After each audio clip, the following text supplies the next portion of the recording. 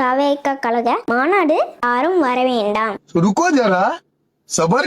தவேக கழக தொண்டர்களுக்கும் நிர்வாகிகளுக்கும் என் அன்பான வணக்கம். வரும் ஆகஸ்ட் 21 நமது கழகத்தின் 2வது மாநில மாநாடு மதுரையில் நடக்க இருக்கிறது. தெரியும்ல, பொதுவா ஒரு கட்சி மாநாடு நடந்ததுன்னா அந்த கட்சி தலைவர் என்ன சொல்லுவாரு? தொண்டர்கள், நிர்வாகிகள் மற்றும் பொதுமக்கள் அனைவரும் வாங்க வாங்கன்னு கூப்பிடுவாங்க. இல்லைன்னா காசு கொடுத்து கூட்டத்தை சேர்க்க சொல்லுவாங்க. ஆனா நம்மளுடைய பாச தளபதி நம்ம டிவிக்கு தலைவர் அப்படி சொல்லவே இல்லை. அவர் என்ன சொல்லியிருக்காருன்னு தெரியுமா?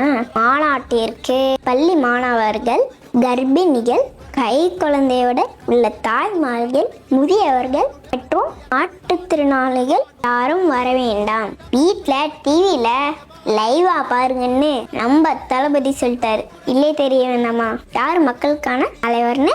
இப்படி ஒரு கட்சி தலைவரை எங்கேயாச்சும் பார்க்க முடியுமா? ஏதாச்சும் ஒரு கட்சி தலைவர் இப்படி சொல்லியிருக்காங்களா?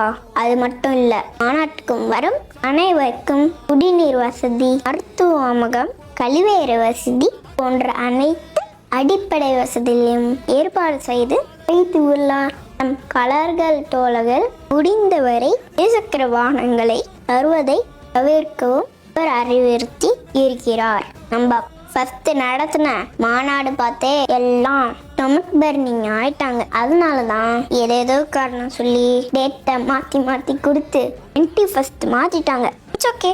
எப்போ டேட்டு மாத்தினாலும் தளபதி மாநாடுக்கு சேர்ற கூட்டத்தை யாராலும் கலக்க முடியாது. ஏன்னா இது காசுக்காக வர கூட்டம் இல்லை, நம்ம தளபதிக்காக கூடுற பாச கூட்டம். முடிஞ்ச வரைக்கும் எல்லாருக்கும் ஷேர் பண்ணுங்க. அசம்பாவிதங்கள் எதுவும் நடக்காம பார்த்துக்கோங்க.